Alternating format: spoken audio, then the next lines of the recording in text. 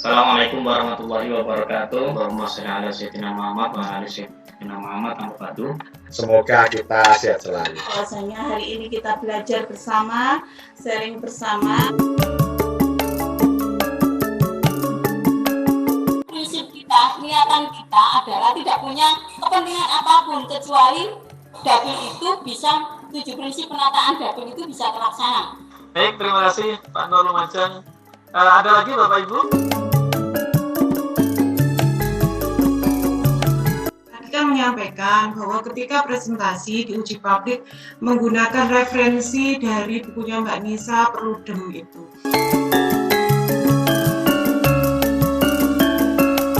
Yang kedua terkait dengan verifikasi faktual. Putusan Mahkamah Konstitusi nomor 55 tahun 2020 itu bahwa untuk verifikasi faktual ini hanya berlaku bagi partai politik yang tidak memiliki kursi di parlemen.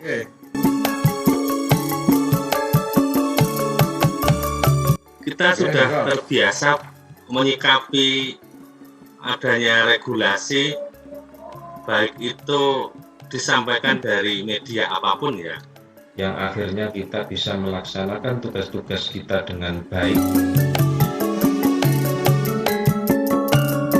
Nyata di lapangan, masyarakat yang buta huruf ini, teman-teman partai politik ini kebingungan. Semuanya minta pendamping pemilu. Sempat banyak beredar berita hoax, juga titik patahnya adalah di unggahan dari Pom Sendu. Koordinator Kota Surabaya. Pendanaan diksi atau istilah yang dulu dikenal dengan C1 sekarang menjadi C hasil. Terima kasih Mbak One.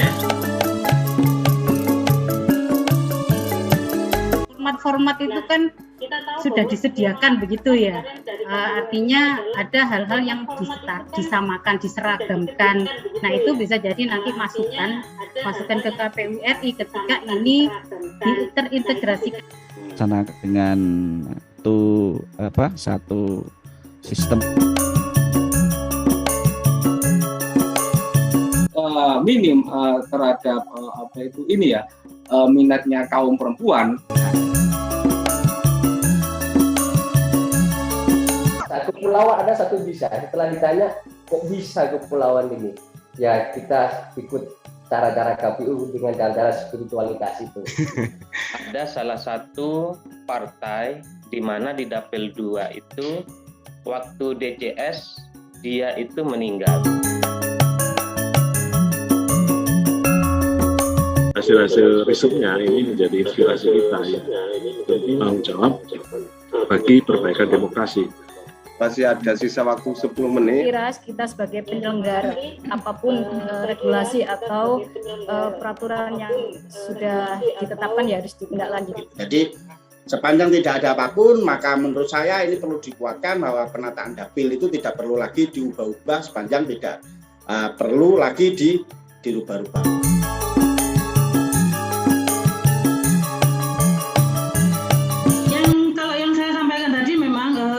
Dengan konterminus itu kita kan untuk KPU tidak diberikan wewenang mengatur dapil untuk daerah pemilihan DPRD provinsi dan DPR RI begitu. Ya, nanti kita akan share aja di Excelnya, jadi nanti bisa Bapak Ibu praktekkan lah, pakai Webster, pakai Hamilton, sama pakai undang-undang. Pada tahun 2019 kemarin, caleg dari luar dapil itu sebanyak 59% untuk DPR RI.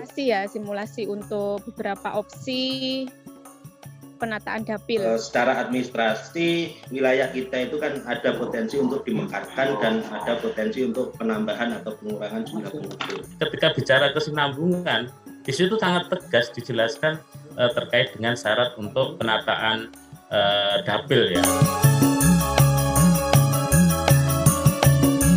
Tidak ketemu dengan yang bersangkutan, keanggotaan itu kita bisa ketemu dengan tetangganya. Untuk verifikasi yang kita laksanakan itu memang sesuai dengan aturan yang ada, kita laksanakan, kita door to door. KPU ini kan hanya bersifat administratif. Saya sampaikan kita bersifat administratif. Terima kasih Bu Nikmah atas pencerahannya.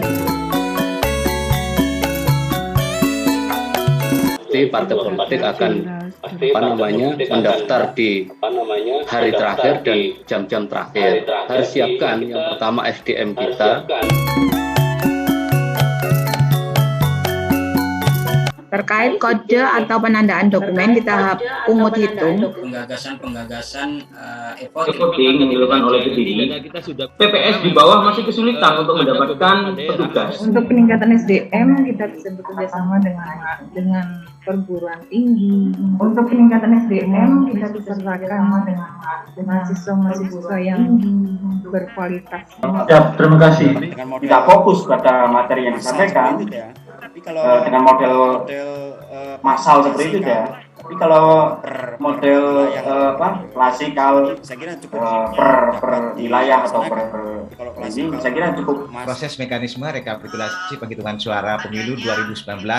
Yang penting silakan kalau mereka ingin mengunek-unekkan masalah yang mereka punyai, monggo. Yang penting sebatas PKPU. Harapan kita untuk Sirekap ini jadi solusi ketika terjadi perbedaan hasil C1 yang ada di tingkat TPS. Benar akan mengurangi konflik yang mungkin terjadi. Upaya KPU untuk melegalkan Sirekap dan digunakan di pemilu 2024 ini memang tantangannya luar biasa. Berikutnya Nah, ini harus menjadi catatan kita antisipasi bersama. PSU pemungutan suara ulang, kita ajak pengawas TPS, para saksi, baik parpol maupun caleg untuk mencermati terkait GBPH, DPTB, GPK. Ini berhak atas jumlah surat suara berapa. Misalkan masih belum ada surat dari pimpinan DPR ya ke DPRD kabupaten atau kota ya ke kami ya ke KPU kabupaten atau kota, kita kan masih tidak tahu, masih belum pasti siapa yang menjadi calon penggantinya.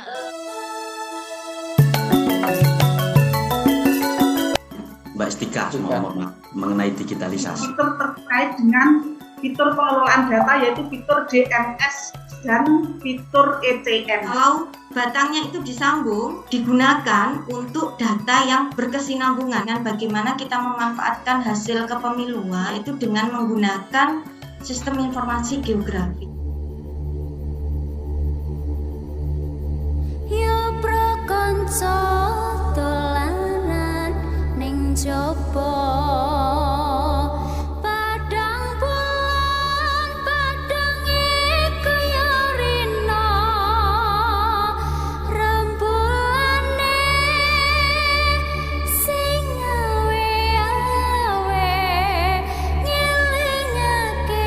aja padha turu sore.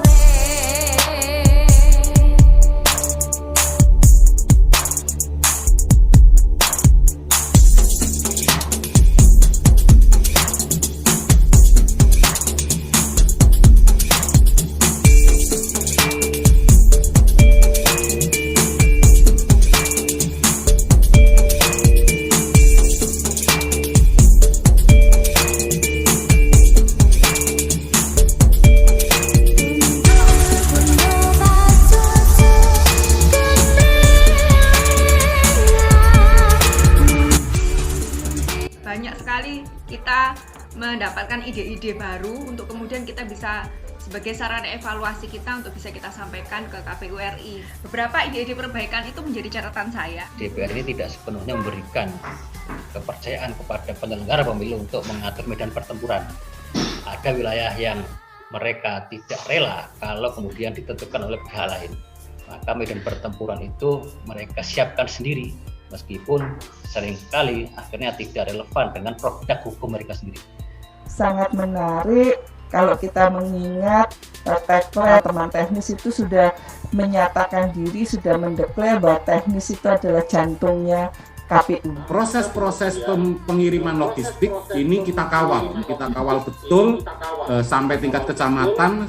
PPS kita panggil di tingkat kecamatan, surat suara kita hitung manual satu persatu.